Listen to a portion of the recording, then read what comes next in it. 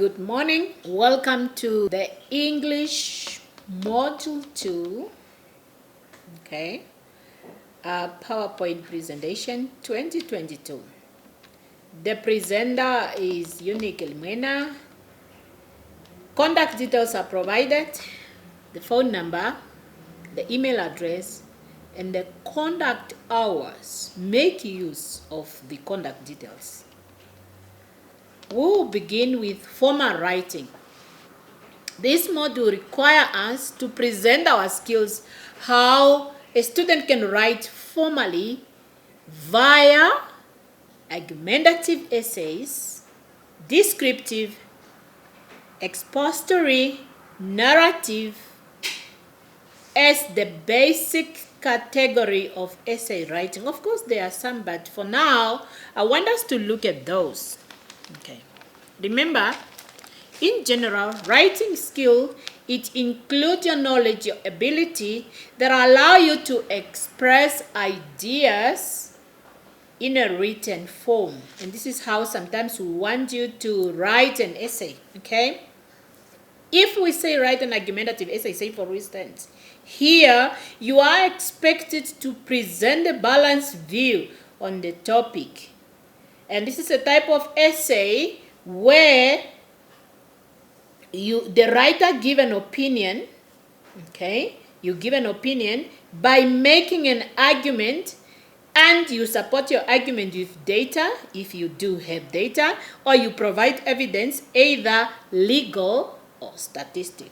So you must provide an evidence to convince us, because remember, you are presenting an argument by giving your opinion. How do we buy your opinion? So you should convince us in that type of essay. Descriptive.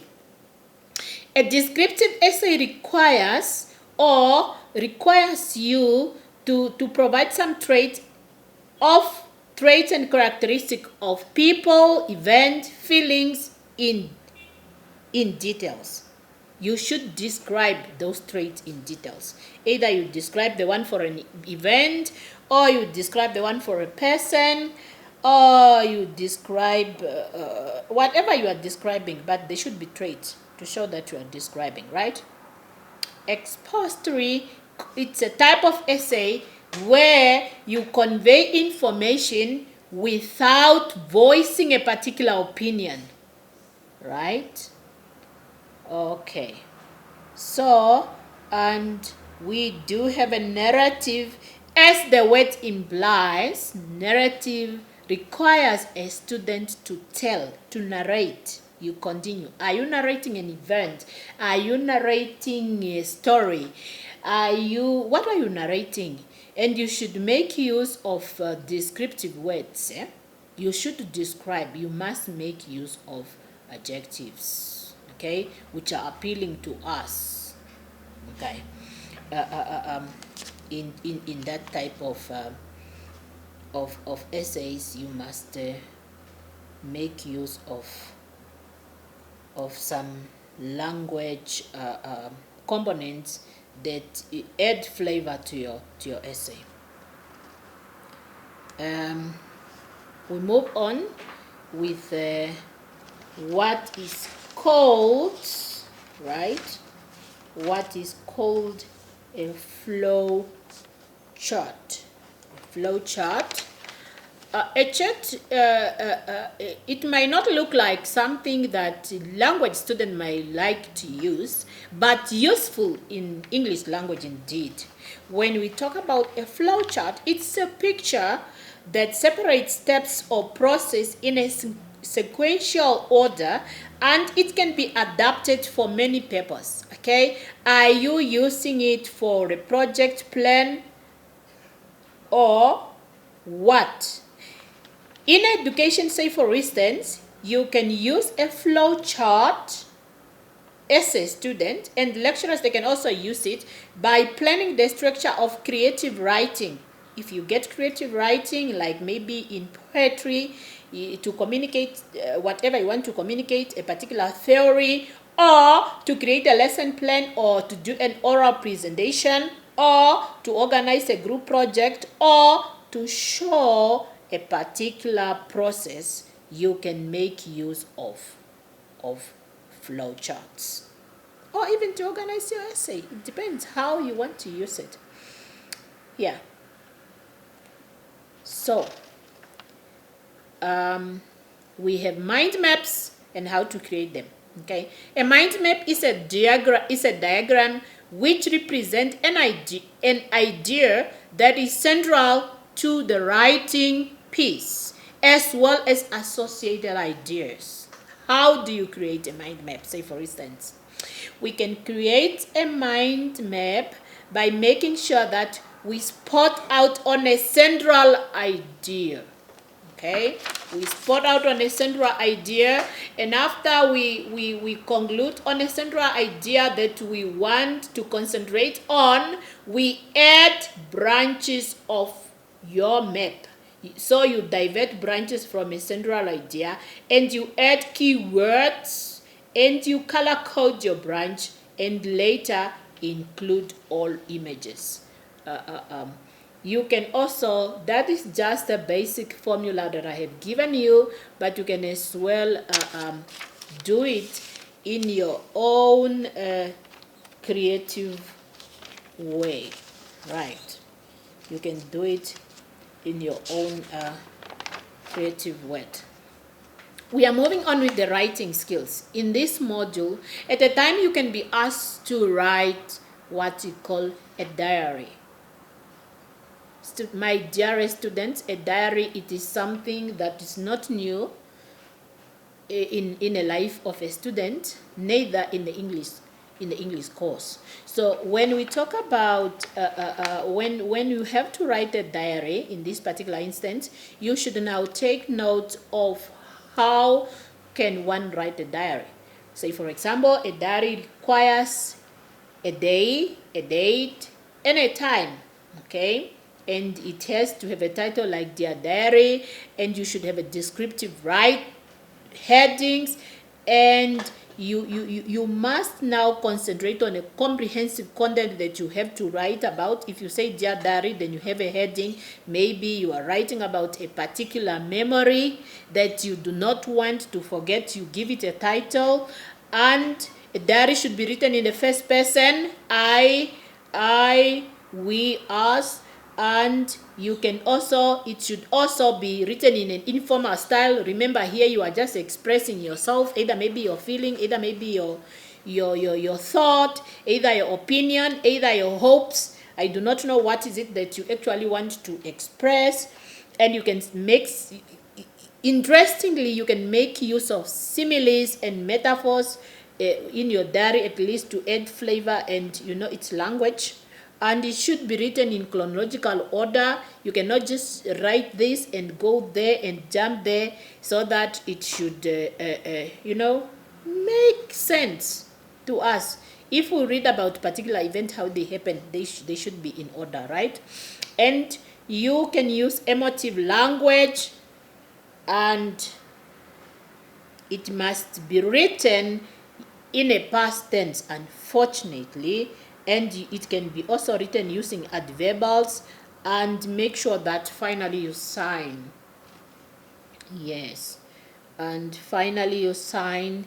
That is a signatory, as a confirmation to say that it is your mind that has expressed that, it is you that you have given that information, and so on. We move on to diary writing and features of a diary. I've given that. I'm moving on to a dialogue. Okay. What is a dialogue anyway? At times we find ourselves partaking in dialogue, and sometimes we do not know what we do, or maybe we do know that. A dialogue is a conversation between two or more people. Okay. A conversation between two or more as a feature of a book, a play, or a film. A dialogue shows characters, it shows emotion, it shows action, and it shows personalities. That is quite important, that when you are writing a diary, make sure that you show the characters. They should be emotion, they should be action, they should be personality. And it shows characters, conversation, and gives and it gives insight into their life. So we would read insight into their life, even if they are not there, but you have written it, we will be able to know what is going on into their lives. Okay, how do you write a dialogue, right?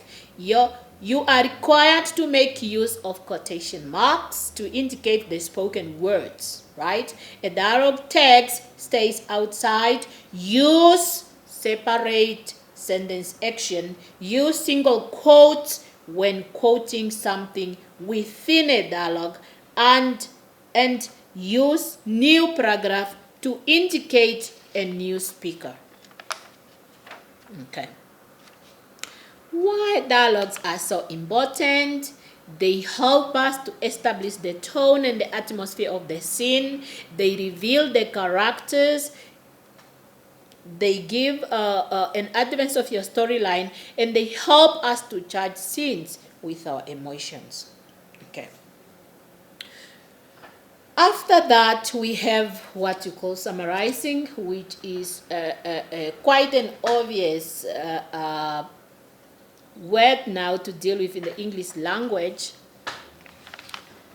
And this summarizing goes together with what you call paraphrasing. But first, let me talk about summarizing. Summarizing is nothing than a strategy of giving a brief statement of the main point, where a longer text or a discourse is converted into a shorter form. We want you to pay attention to the main point only when we say summarize. And importantly, we would want you to be a student who reads instruction. What is it that the examiner requires you to summarize? It is not just that you just go there and you read the text and you start summarizing, but there are times where there is this question that requires you only to pay attention to a particular maybe aspect described in a particular text, and that is what the examiner wants you to summarize. So please pay attention to what is required to be summarized. You convert it into a short form. You pay attention to the main point, and for you to be able to identify the main point, you take your brain back to the structure of a paragraph.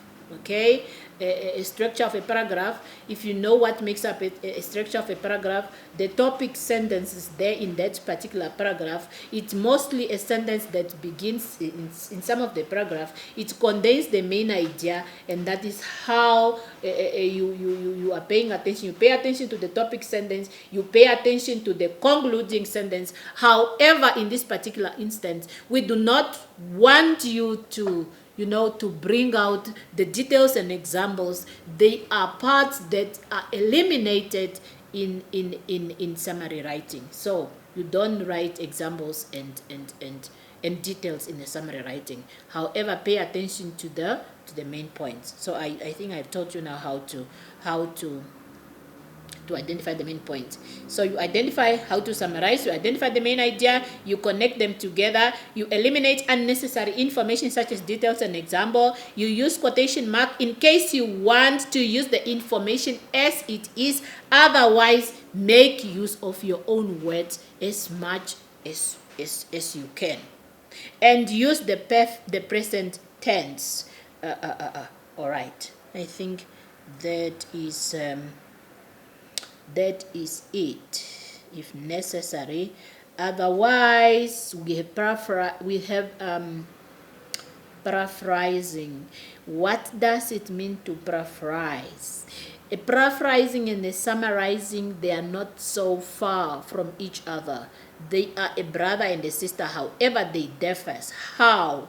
When it says paraphrase, it is a form of a sentence structure where a writer, which is a student maybe in that particular instance, should tell a story using their own words.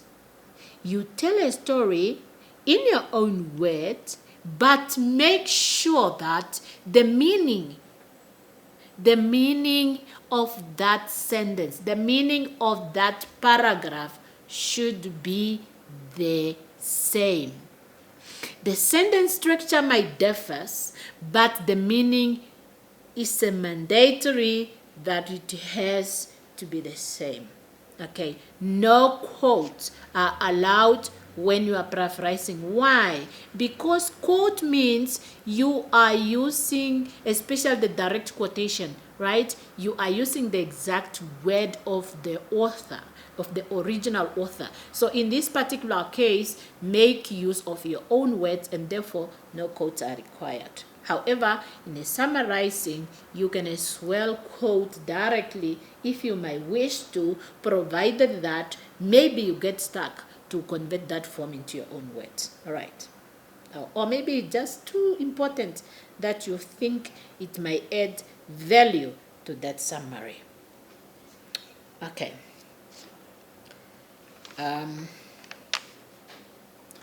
We continue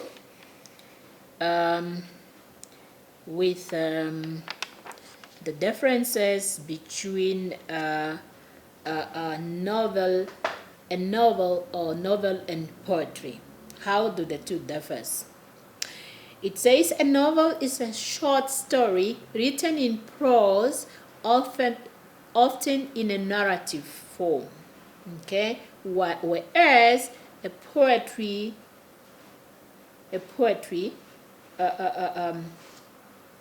is also a written form, but it is a literal art in which language is used to bring meaning or thought. Let's continue to see the differences between the two. That poetry and novels differs in purpose and words. Okay, arrangement. They differ in purpose and word arrangement. Prose and poetry differs how words are used. In prose, words are arranged into sentences and paragraphs. In poetry, words are organized into lines and stanzas. Okay. Then we move on to look at the techniques of poetry writing. It says that the best technique is to make a list of things you did in a particular day and order, and you create the order in which you did them. Okay, what is it that you did on a particular day? Do you want to write about a dream? Okay, or is it early? Is it about your early childhood memory, or is it about a thought that you think this thought I do not want it to be forbidden, or in fact you write about your favorite transitional object, okay, emotions of physical things you have said in the past 48 hours can help you out to write about a piece of poetry. Okay, and how can we support learners to write poetry? Remember, some of you will become teachers, so you need to have a strategy on how to support these learners to write poetry. Remember, not everybody like writing, but it all depends on who is your role model, because sometimes as teachers, the skills, the behavior, the way we conduct ourselves in classrooms, okay, might motivate our learners to acquire some of the best traits in life. So, how to support them? Use I am is a good way to introduce to learners. Shape poetry. Poem shapes be determined. Okay, 10 poems into illustrations. Okay, so have learners to select their poems to illustrate. It should be by their choice anyway. You are just there to motivate them. And use music to teach poetry. Have learners pick a favorite songs. What is it that they like? in terms of songs category. Create own poems in your pocket day. Some people, they get a pocket diary and they can always come up with something. They'll always write about what they think it rhymes best and so on. Use ideas from poets. So, and you support them how to write poetry. Okay, we move on with writing skills. Here, we need to demonstrate our skills how to write a lesson plans. As teachers, a lesson plan is your license. I describe it as a license. It gives you authority to go in that classroom and teach. I know a lesson plan does not teach from experience. It does not teach, but it gives you a plan of activities to be conducted in that particular classroom. You should plan. Otherwise, you can teach about anything at any time that you wish to. Therefore, it is a rule that as a teacher, you need to learn how to plan a lesson plan. How can one plan a lesson plan? Lesson plan and a speech structure. The lesson plan structure requires that you start it with what you call a pre-knowledge. You should always consider the knowledge of those learners because they are not empty vessels as you enter that. So in your planning, consider that I'm going to teach a new topic anyway, but my learners, they are not empty vessels. Okay, they get brains to think. So I should consider that if I teach this, perhaps you make that assumption to say that they know that. Okay, and after you have that, you have a document called the syllabus, which is taken from a particular curriculum, which is required for a teacher to make use of. It is your guide. You don't just teach your own stuff. You take the objectives from the syllabus that should be achieved within a given time, maybe probably an hour. So you select now how many objectives to teach, and you continue now writing out the steps how each objective will be taught. Okay, and once you write down the objective, you have now that you know the introduction part. Do not forget to introduce your lessons. You have to be very creative enough to make sure that you introduce your lessons, and you continue now with the sequential steps, how you accompany or how you are going to make sure that those objectives are attained. Okay, so it has steps for material presentation, it has detailed instruction and explanation, it involves active participation of the students, it poses many questions to students to check and monitor their understanding. So you always have a side where you say teachers' activities and students' activities. You divide the activities to be done by the teacher and the one to be done by the student. Yes, it's a two-way process. You pose a question, the student answer, you give them an activity, they do the activity. If they don't understand the answer, but you as a teacher, you should be there as a facilitator, for this plan. It was just a plan, but as you come in the actual classroom, that is actually now how you have to implement your plan and make sure that you execute the activities in the classroom. Okay. I think I have said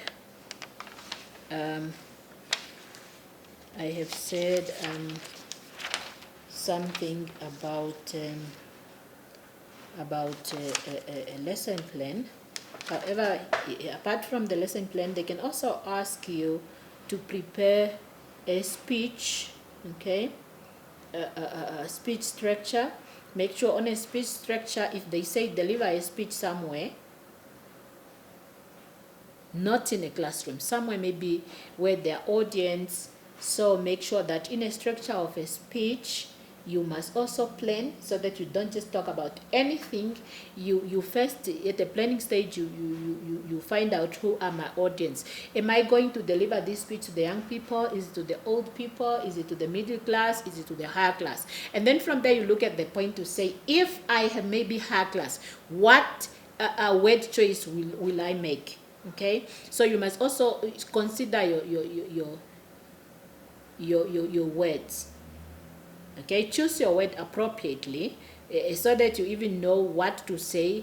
And if you know what to say, will these people understand? If you study your audience very well, you know the word to choose. If maybe you are dealing with the old people, you go for archaic words because they are old.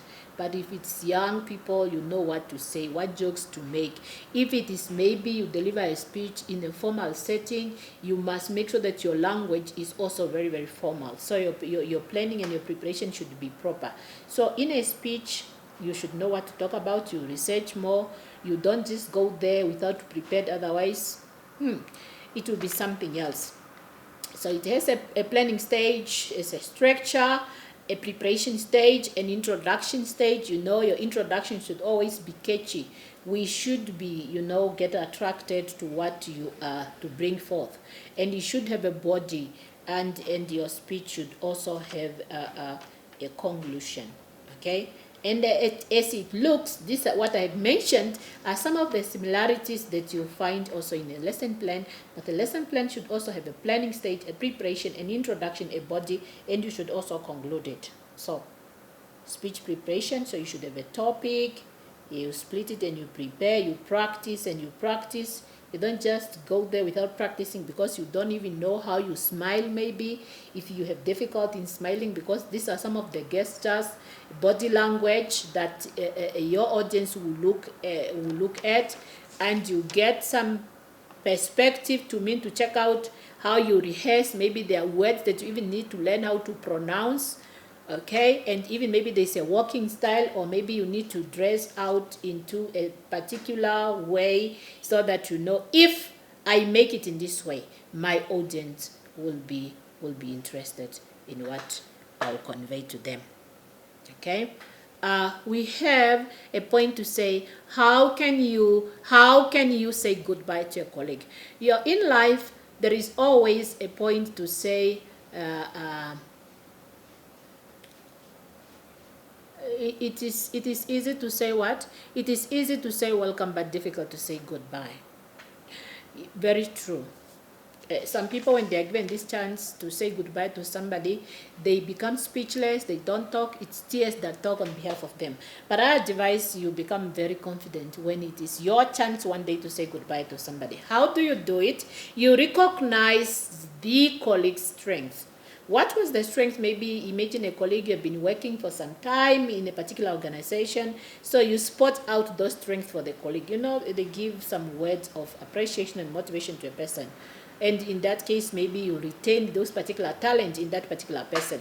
Remember, goodbye time, you spend time with them to post a joke. You can even say, remember those days when we were struggling to do this on this table, the day when you could not sleep because we had the due date, and your boss maybe that day was just on your case. You mentioned those things, how you win out, how you win out to meet such a due date and to do such a difficult task. There are days in an organization where you are given something, and life is just not so easy. It comes in a shorter time, but it has to be done. And you find out that there are those guys who really struggle to make sure that things are done as per required standard. You stayed the day you stayed with midnight, okay? And you tell him he was not only a colleague but also a friend. You mentioned those words to say, hey, if I could just look at that table when you're not there, if I could just think of where to go when I got stuck. There are those people in the organization, they just bail you out.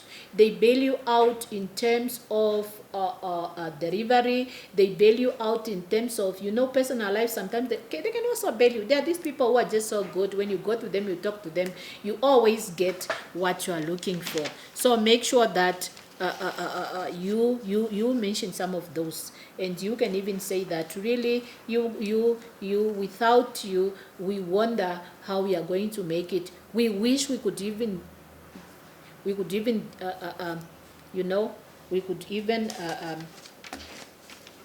a chance to stop this, but it's not in our capacity, and so on. Let's move quickly to newspapers articles. It says that the newspaper articles is required to have the following. It should have a headline that must be attractive. It should have an introduction that summarizes the main point of the article, like who, what, when, where, why, and how did it happen. It should start with the main information. It should have a body that is separated into paragraphs. It must be written in the past tense. It should use the third person, he or she, and then finally you sum up, and if necessary you quote and you add fact and opinion into it. Okay, right. I wonder now how we are going to make it, because time is not on our side.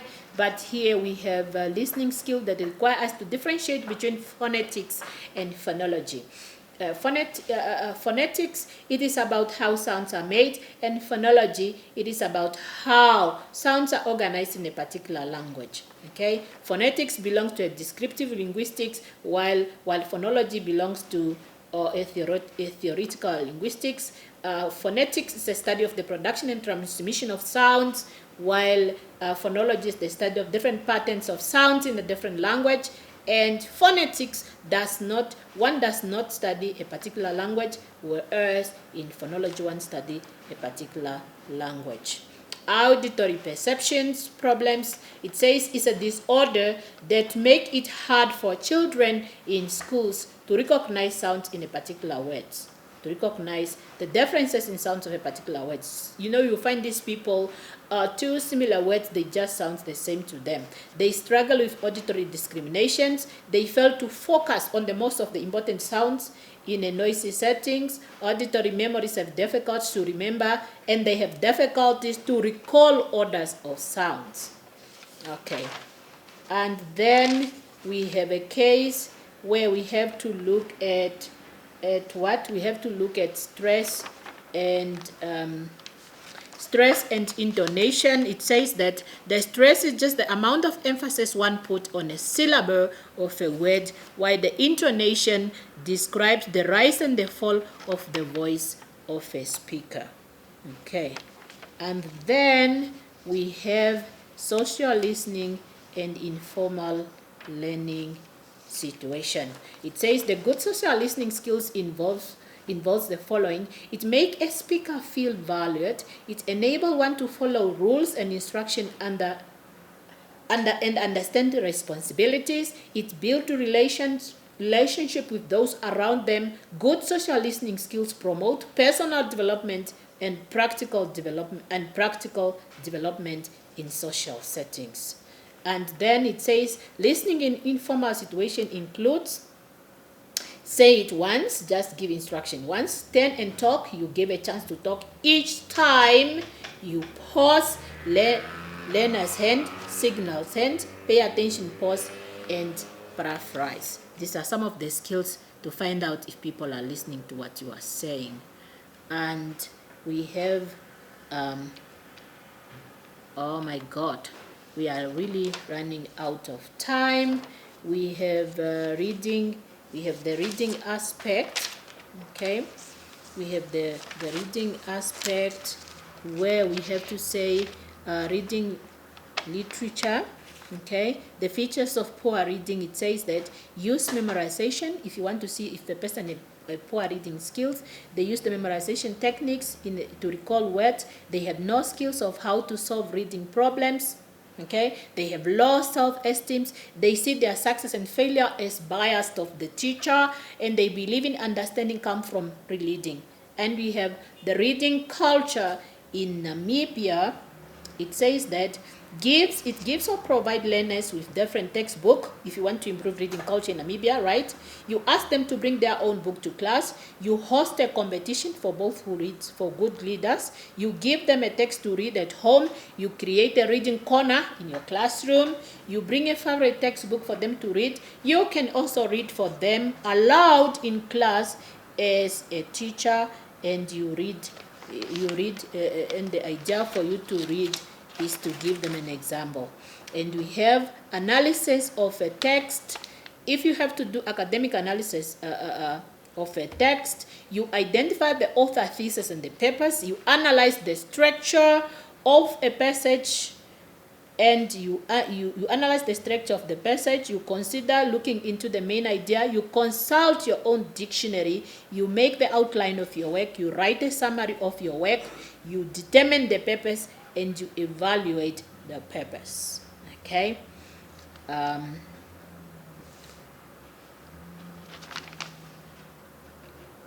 Then I have already said the features of the poor reading somewhere.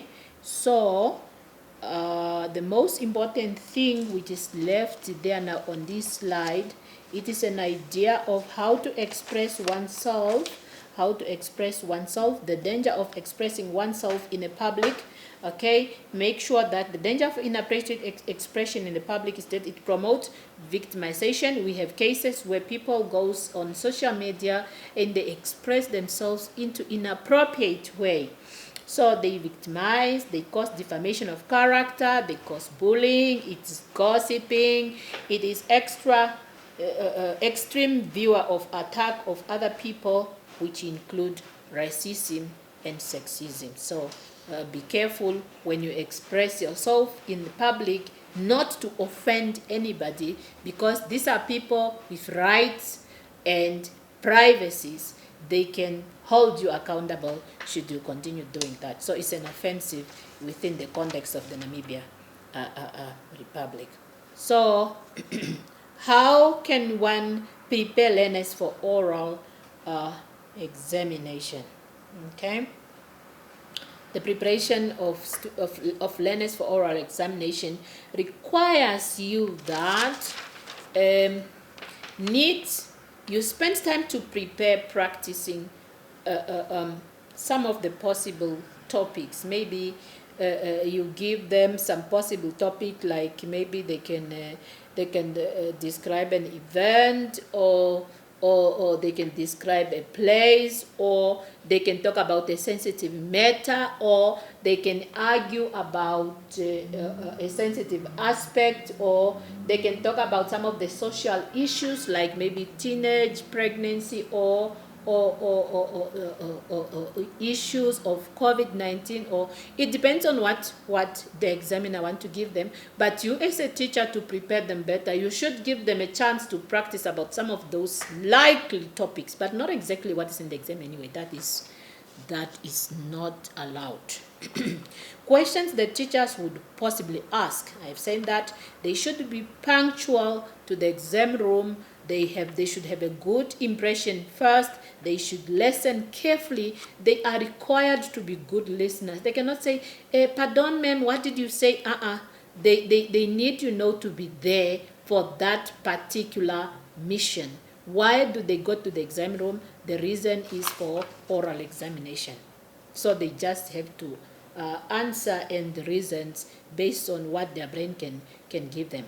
They are not required to ramble. They take time to practice. They control their body language. Quite very important. We have cases where body language is a challenge. You don't know whether the person wants to talk to you or the person wants to run away or what. Sometimes they want to cover up their face and so on, and put the finger in the mouth as if they are infants.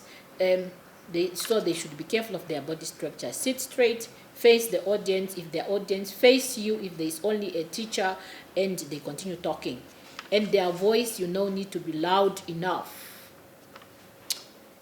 They must make use of a podium if it is there, and they should thank the instructor in any case. They should thank the instructor in any case. Yeah. I thank you. Yes, I thank you. I thank you so much so far. The rest of what is there, it is poetry that I have covered somewhere in there. So I want you to go back, because this is actually sort of a revision for what I have done. But go and pay attention to the plot, which is a series of events, to the character, which are the people participating in that particular stories, which is a setting where the scene or the place where the story is taking place, the theme, which is the main idea, as features of the short story, and read more about the types of narrators that we have in the English language, the different genres of poetry, the technical features of the poetry, novels and poetry. I have already highlighted some, so in your own time study about that. And should you have a query, I have set up time for you. Feel so welcome to consult me. I would say more about what you feel is not well covered in this. Remember, we have a challenge in terms of time, for real. This is what I find as a challenge as a lecturer. So at your own spare time, you can always consult me, then I'll attend to the aspect that is giving you trouble. Thank you very much. With that, I have come to the end of my presentation for Module 2 2022. I wish you all the best. I wish you hard work. Okay, learning is at the center of the student, and less on my side as a lecturer. I'm just a facilitator, right? And you are the one, to go through that module, to read about almost everything. Read everything, because that content is meant for you. You need to master it, and if you do that, I have no doubt that exam will not be a challenge to you, unless you choose it to be that way. Good luck, and see you next time.